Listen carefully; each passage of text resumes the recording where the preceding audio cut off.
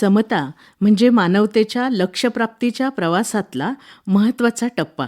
समता म्हणजे जिथं सारे समान असतील अशी अवस्था, जिथं विषमता नाही अशी अवस्था.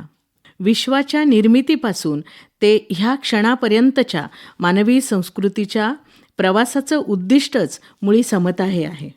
आपला भवताल विषमतेच्या विषानं व्यापलाय आणि म्हणूनच आपणाला समतेचा ध्यास लागतो, समतेची आस लागते. विभिन्न पद्धतीनं ही विषमता प्रत्येकच समाजात आढळून येते. स्थल काल परत्वे तिचं स्वरूप वेगवेगळं असतं. पाश्चात्य देशात वर्ग या आधारावरचं खुलं स्तरीकरण आहे. यामध्ये क्षमता, कौशल्य, बुद्धिमत्ता, आत्मविश्वास असेल अशी व्यक्ती खालच्या वर्गातून वर्ग बदलून वरच्या वर्गात जाऊ शकते. असं खुलेपण आपल्या समाजात नाही. आपलं स्तरीकरण जात, धर्म, वर्ण, लिंग या आधारावरचं बंदिस्त स्तरीकरण आहे व सामाजिकरणातून हजारो वर्षापासून जाती, वर्ण, लिंग हे दैवी आणि अपरिवर्तनीय असल्याचा संस्कार आपल्या मनावर केला जातो. त्यातून ठैविले अनंते तैसेची राहावे अशी स्थितिवादी मानसिकता घडवली जाते आणि मग आपणही कळत न कळत हस्तक बनतो विषमता जोपासणाऱ्या व्यवस्थेचे. अशी व्यवस्था जिथं माणूस दुय्यम आणि जाती धर्माचे कठोर नियम मात्र महत्त्वाचे बनतात, अशा ठिकाणी माणसं माणसांपासून कोसो मैल दूर ढकलली जातात.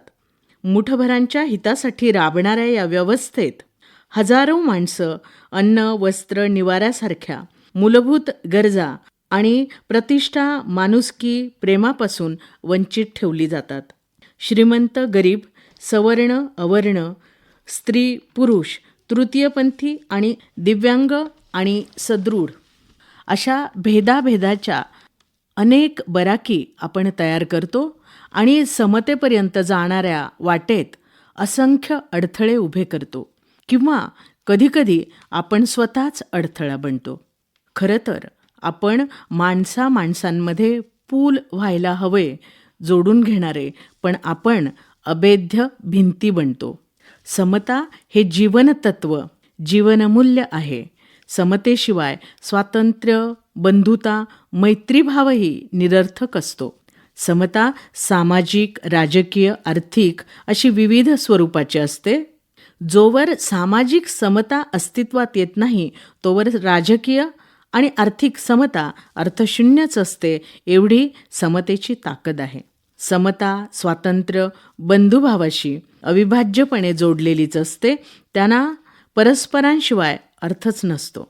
भारतीय समाजात समतेच्या वाटेवर जात, धर्म, वर्ण, लिंग यांनी अनेक अडथळे उभे केले आहेत आणि जात म्हणजे राष्ट्रद्रोह आहे असे डॉक्टर बाबासाहेब आंबेडकर म्हणतात.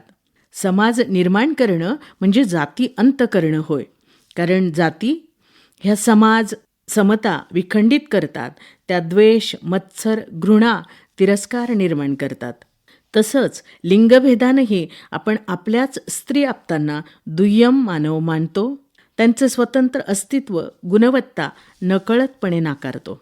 परिणामी स्त्री पुरुषात निखळ, नितळ मैत्रीभाव दिसत नाही, कारण समतेशिवाय मैत्रीभाव, बंधुभाव निर्माणच होत नाही. म्हणूनच निकोप, सदृढ सामाजिक संबंध विकसित होत नाहीत. समतेचा हक्क हा पवित्र, अबाधित आणि अभेद्य आहे असं घटनाकारांनी सांगून ठेवलंय. म्हणूनच या मूलभूत अधिकाराविषयी समाज प्रबोधन करणं वैयक्तिक, सार्वजनिक व राष्ट्रीय जीवनात प्रत्येकानं हे जीवनतत्व आचरणात आणणं नितांत गरजेचं आहे. घटना समितीसमोर बोलताना डॉक्टर बाबासाहेब आंबेडकर जे म्हणाले ते आपण सतत लक्षात ठेवून वाटचाल केली पाहिजे. ते म्हणाले होते की आपण एका विसंगतीपूर्ण जीवनात प्रवेश करणार आहोत.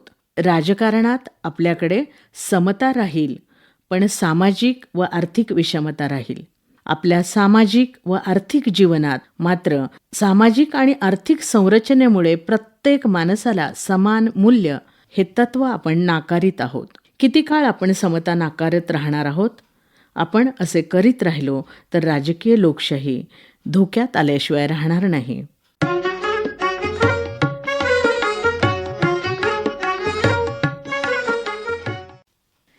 जे जे मानवीय आहे त्याच्याशी संबंधित विचार म्हणजे मानवता. मानवी तर्क, आचारनीती आणि न्यायाचे समर्थन, अलौकिकता, अंधविचार आणि अंधश्रद्धांना नकार म्हणजे मानवता.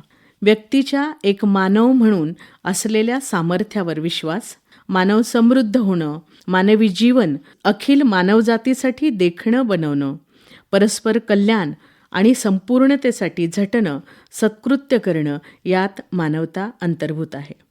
मानव हे सृष्टीचं केंद्र आहे, म्हणून त्याचं स्वातंत्र्य हे महत्त्वाचं आहे. मानवामध्ये प्रचंड सामर्थ्य आहे. त्याला विकासाची संधी दिली तर तो भव्यता, उंची गाठू शकतो.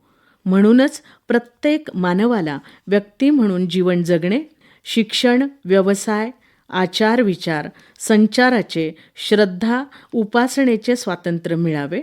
व्यक्तीचे वैयक्तिक आणि सार्वजनिक जीवन निर्वैर असावे. या स्वरूपाचा सामूहिक हिताचा विचार म्हणजे मानवता. करुणा, मैत्री, नीती, न्यायावर आधारलेली जीवनसृष्टी म्हणजे मानवता होय.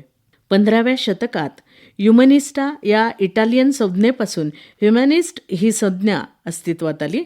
1765च्या फ्रेंच प्रबोधन काळात मानवता म्हणजे सदाचार असे मानले गेले.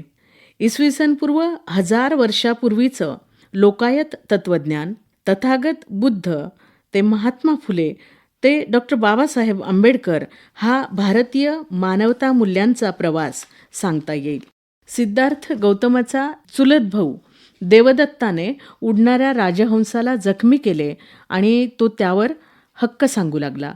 सिद्धार्थाने हंसाला वाचवले आणि दरबारात मारणाऱ्यापेक्षा वाचवणारा श्रेष्ठ हे सांगितले. तो मानवतावाद आहे. गौतमाच्या व्यक्तिमत्वातील करुणेने त्याला महाकारुणिक बनवले. त्याच करुणेचं बोट धरून डॉक्टर बाबासाहेब आंबेडकर सुद्धा महाकारुणिक बनले. त्यांच्या चिंतनाच्या केंद्रस्थानी मानवजातीचे कल्याण हेच विचार होते.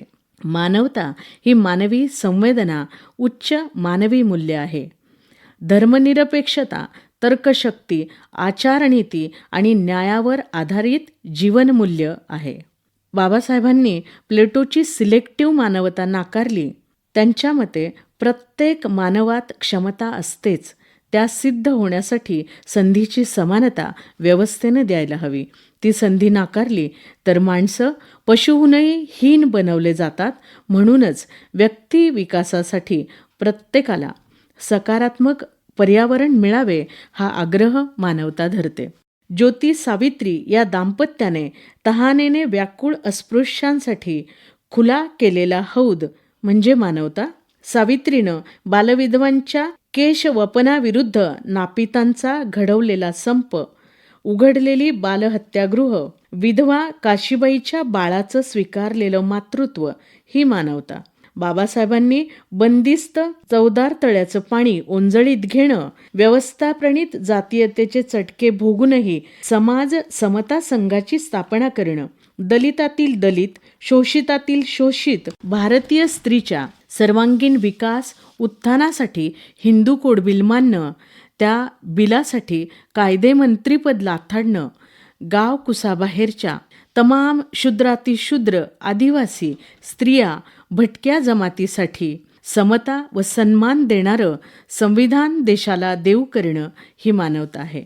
खरं तर मानवता ही मानवाप्रतीची करुणा, निकोप समताधिष्ठित जग उभारण्याचा ध्यास आहे. विकास, संवर्धन, नित्य नूतनता म्हणजे मानवता आहे. मानवी कर्माचा आरंभ, संदर्भ आणि अंतिम बिंदू म्हणजे मानवता आहे.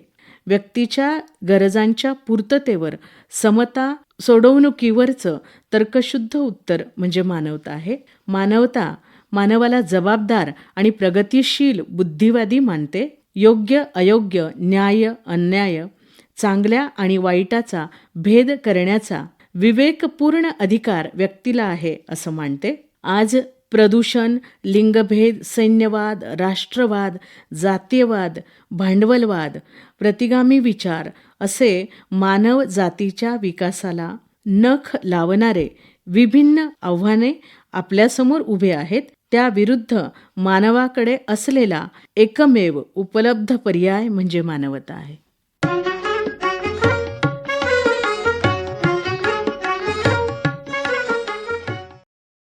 शिकाऱ्याच्या जाळ्यात अडकलेले पक्षी एकेकट्याने प्रयत्न करून जाळ्यातून बाहेर पडू शकत नाहीत.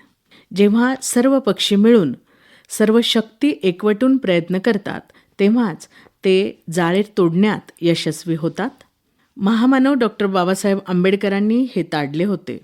शोषित समाजही गुलामीच्या अमानुष बंधनात अडकलेला पाहून त्यांनी या समूहाला बाहेर पडण्यासाठी संघटन करण्याचा संदेश दिला. शिका, संघटित व्हा, संघर्ष करा या संदेशातून त्यांनी शोषित वर्गामध्ये चेतना निर्माण केली. एका कवितेत, मी एकटी आले पण झाड हलले नाही, मी दुकटी गेले पण झाड हलले नाही, मिळून साऱ्या जणी गेलो तेव्हा झाड उरले नाही असे सांगितले आहे. एवढी शक्ती संघटनेत आणि संघटित शक्तीत आहे. वर्षानुवर्षे चालत आलेल्या अमानुष रूढी, अनिष्ट प्रथांना घालविण्यासाठी बाबासाहेब आंबेडकरांनी चेतनाहीन माणसांना संघटित केले आणि मानसिक परिवर्तनाचा, जागृतीचा अग्नी प्रज्वलित केला. रक्ताचा एक थेंबही न सांडविता सत्याचा आग्रह धरण्यासाठी धुळीत खितपत पडलेल्या माणसांना संघटित केले. कोणतीही दळणवळणाची, संपर्काची साधनं नाहीत अशा प्रतिकूल भौतिक परिस्थितीत शोषित माणसांचं संघटन केलं. महाडचा चौदार तळ्याचा संघर्ष असो, नाशिकच्या काळाराम मंदिर प्रवेशाचा सत्याग्रह असो, हे सर्व सत्याग्रह, आंदोलनं संघटनेच्या बळावर त्यांनी यशस्वी केले. हाताची पाचही बोटं एकत्र करून त्यांची मूठ बांधली की वेगळीच ताकद निर्माण होते. तशी सर्व वंचित, शोषित घटकांची वज्रमूठ त्यांनी बांधली. त्यामुळेच त्यांचे लढे यशस्वी झाले. जगातील सर्वात मोठे, दीर्घकाळ चाललेले कोकणातील खोती प्रश्नांवरील शेतकऱ्यांचे आंदोलन यशस्वी झाले ते केवळ संघटित शक्तीमुळे. बाबासाहेबांना लोकशाही मूल्यव्यवस्था अभिप्रेत होती. लोकशाहीत लोकांना संघटित करून आपल्या न्याय हक्कांसाठी जागृत करता येते. म्हणून संविधानातही याच मूल्यांची जोपासना केलेली आहे. जनतेने संघटित होऊन जर आवाज उठवला तर अन्यायी व्यवस्थेला बदलावेच लागते. याचा वस्तुपाठ म्हणजे त्यांचे कार्य होय. चुकीची धारणा, अंहता बदलण्यासाठी संघटित व्हा हा विचार युगप्रवर्तक ठरला. यातूनच शोषित घटकामध्ये आमूलाग्र बदल घडून आला. संघटित होणे म्हणजे एकाच विचाराने, एकाच ध्येयाने, एकाच उद्देशासाठी लढणारे लोक एकत्र येणं होय. समता, न्याय, बंधुता, मैत्री ही मूल्यव्यवस्था प्रस्थापित करण्यासाठी संघटित होण्याचा विचार त्यांनी दिला. ते हा संदेश देताना म्हणतात, आपला लढा स्वातंत्र्यासाठी आहे, माणूस म्हणून जगण्यासाठी आहे. न्याय आपल्या बाजूस असेल तर मला पराभवाचे कोणतेही कारण दिसत नाही. हा लढा माणसाच्या मुक्तीसाठी आहे, सुखासाठी आहे. यामध्ये वैयक्तिक स्वार्थ नाही, कारण आपला लढा संपत्ती अथवा सत्तेसाठी नाही. हा लढा स्वातंत्र्याचा लढा आहे. हा लढा मानवी व्यक्तित्व पुनःप्राप्तीचा लढा आहे. संघटित होण्यासाठी सत्याग्रहाचा पाया त्यांनी दिला. दगड फेकून, विध्वंस करून बदल घडविण्यापेक्षा मत आणि मन परिवर्तित करण्याचा त्यांचा प्रयत्न होता. हे मत आणि मन परिवर्तित, संघटित होऊनच करता येते हे त्यांनी प्रत्येक लढ्यातून, कृतीतून दाखवून दिले. संघटित कोणी व्हायचे, एका विशिष्ट समाजाने की गटाने, याबाबत शोषित, वंचित घटकांनी संघटित होण्याचे निर्देश त्यांनी दिले. संघटित होऊन संघटित शक्तीने स्वातंत्र्य, समता, न्याय, बंधुता आणि न्यायप्रणव समाजव्यवस्था निर्माण करण्याची दिशा त्यांनी दिली. ज्या दिवशी मानवी मूल्यांसाठी सर्व माणसे संघटित होतील त्या दिवशी संघर्ष संपुष्टात येईल. वेगळा संघर्ष करण्याची वेळ येणार नाही. गोखले इन्स्टिट्यूट पुणे येथे 1954 लोकशाही आणि लोकशाहीच्या यशस्वीतेसाठी त्यांनी ज्या अटी सांगितल्या त्यात नीतिमान समाजाची गरज आणि सार्वजनिक विवेकबुद्धी हे लोकशाहीचे आश्रयस्थान असल्याचे त्यांनी स्पष्ट केले. मानवी अप्रतिष्ठा करणाऱ्या विकृतीला आवर घालण्यासाठी आणि स्वतःची विवेकबुद्धी वापरणारा नीतिमान समाज निर्माण करण्यासाठी माणसांनी संघटित व्हावे. असंघटितता आणि उदासीनता ही लोकशाहीला मारक आणि हुकुमशाहीला पूरक ठरते, असे त्यांनी म्हटले आहे.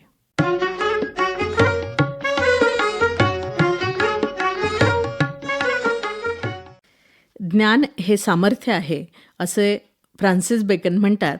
शिक्षण मानवाला अज्ञानाच्या अंधकारातून बाहेर काढतं. मानव हा निसर्गाचा या जैविक साखळीतील एक महत्त्वाचा घटक आहे. मानव हा देखील प्राणीच आहे, परंतु शिक्षणानं त्याच्यातलं पशुत्व जाऊन त्याला मानवत्व प्राप्त होतं. ज्योतिबा फुल्यांनी विद्या नसली तर काय काय अनर्थ होतात याची सुंदर मीमांसा केली आहे. शिक्षणाविना मानव मती गती हरवून बसतो, अगतिक होऊन जातो. सगळ्या अनर्थांचं मूळ अज्ञान आहे. भारतात शतकानुशतके बहुजन शिक्षणापासून वंचित ठेवण्यात आले. त्याची परिणिती आपण पाहिली आहे, भोगली आहे. फुले, शाहू, आंबेडकर या महामानवांनी त्यांच्या समग्र चळवळीच्या अग्रभागी शिक्षणाला आणलं, कारण शिक्षणाचं महत्त्व त्यांनी जाणलं होतं. मृतवत असलेल्या समाजात चेतना आणि चैतन्य निर्माण करायचं असेल तर त्याला शिक्षण दिलं पाहिजे. यासाठीच त्यांनी शिक्षणाच्या प्रकल्पाला प्राधान्य दिलं. बाबासाहेब आंबेडकरांनी जो प्रेरणादायी संदेश दिला, शिका, संघटित व्हा, संघर्ष करा, या संदेशातही प्रथम शिका म्हणजे शिक्षण घ्या हाच आहे. प्रथमतः शिकलं पाहिजे, ज्ञान मिळवलं पाहिजे, म्हणजे आपण कशासाठी संघटित झालं पाहिजे, कशासाठी संघर्ष केला पाहिजे याची दिशा आपणाला मिळेल, अशी त्यांची धारणा होती. शिक्षण हे मानवाची गुलामी नष्ट करण्याचं हत्यार आहे, याची यथार्थता या महामानवांना ज्ञात होती. शिक्षणाअभावी व्यक्तीचं नुकसान तर होतंच, पण ज्या व्यक्तींनी मिळून समाज आणि देश बनतो त्या सर्वांचंच नुकसान होतं. एखाद्या व्यक्ती अथवा समूहाला शिक्षण नाकारणं म्हणजे त्याचं माणूस म्हणून असलेलं अस्तित्व नाकारणं होय, अशी भूमिका बाबासाहेबांनी मांडली. उच्च शिक्षणाद्वारे समता, न्याय, बंधुता, स्वातंत्र्य ही मानवी मूल्ये स्वीकारलेला आधुनिक समाज त्यांना निर्माण करायचा होता. सर्व सामाजिक दुखण्यावर उच्च शिक्षण हेच एकमेव औषध आहे, असं बाबासाहेब एका सभेत म्हणाले होते. शिक्षणामुळंच माणसाला त्याची उन्नती साधता येते. ज्ञान हा तिसरा डोळा असल्याचं आपलं भारतीय तत्त्वज्ञान सांगतं. सा विद्या विमुक्तया हे सुभाषित आपण समजून घेतलं पाहिजे. केवळ शाळा महाविद्यालयाच्या प्रचलित 4 भिंतीच्या आतच शिक्षण मिळतं ही धारणाही आता बदलली आहे. गदिमांच्या शब्दात सांगायचं झालं तर बिनभिंतीची उघडी शाळा, लाखो इथले गुरु, असं निसर्गातूनही आपणाला शिकता येतं. झाडं, वेली, पक्षी हे सुद्धा आपणाला शिकवतच असतात. जपानमध्ये 100 पानांच्या पुस्तकापेक्षा तुम्ही 10 किलोमीटर चालल्यानं अधिक ज्ञान मिळतं, अशी म्हण आहे. जीवनानुभवातूनही आपल्याला शिक्षण मिळतं, मात्र त्यासाठी आपल्या मन बुद्धीची कवाडं खुली ठेवावी लागतात. झाडं आपल्याला सावली देतात, फळं फुलं देतात आणि शेवटी सरपण म्हणूनही इंधन देतात. म्हणूनच झाडांकडूनही आपल्याला समर्पण शिकता येतं. आज ज्ञान मुक्त झालं आहे. ज्ञानाचा विस्फोट होतो आहे.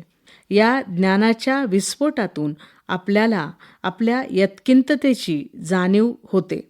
ज्ञानाच्या या महासागरातून आपण एक थेंब मिळवला आणि आपण कोण आहोत याची जाणीव झाली, तरीही आपण बरंच काही शिकलो असं म्हणता येईल.